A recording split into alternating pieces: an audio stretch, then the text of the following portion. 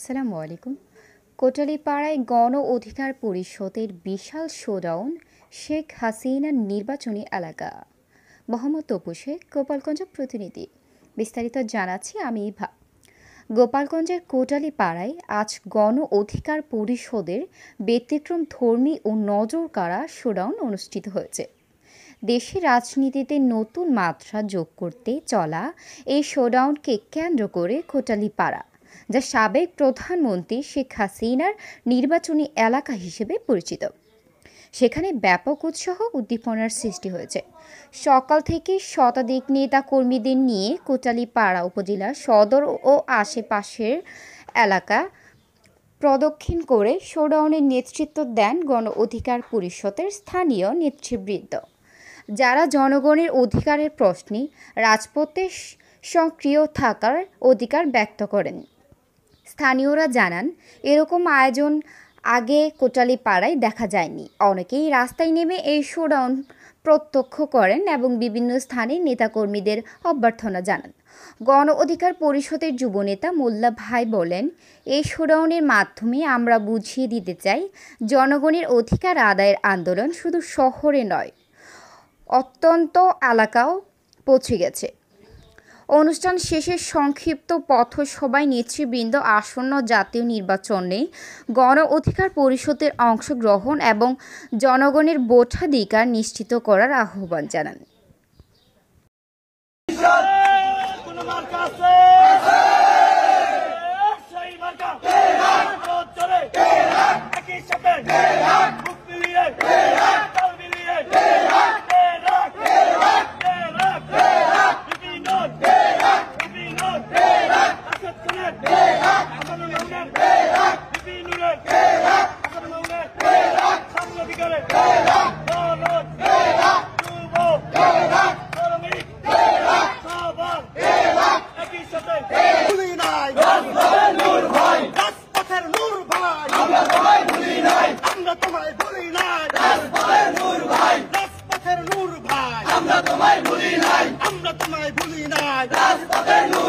গোপালগঞ্জের মাটি, ঘাটি, টুঙ্গিপাড়ার মাটি।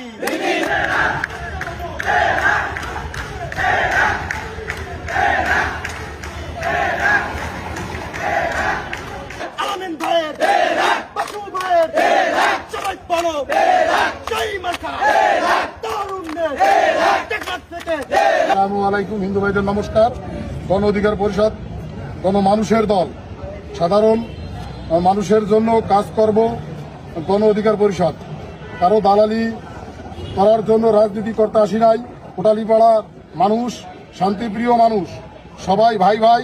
এখানে হিন্দু মুসলমান উভয়ের মধ্যে রয়েছে সম্প্রীতি বান্ধব। কোটালীপাড়া কোনো সন্ত্রাসী চাঁদাবাজ নাই।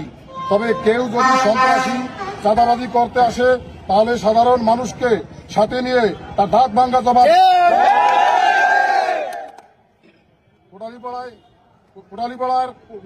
কোটালীপাড়ায় কোনো প্রকার পুলিশ হয়রানি চলবে না।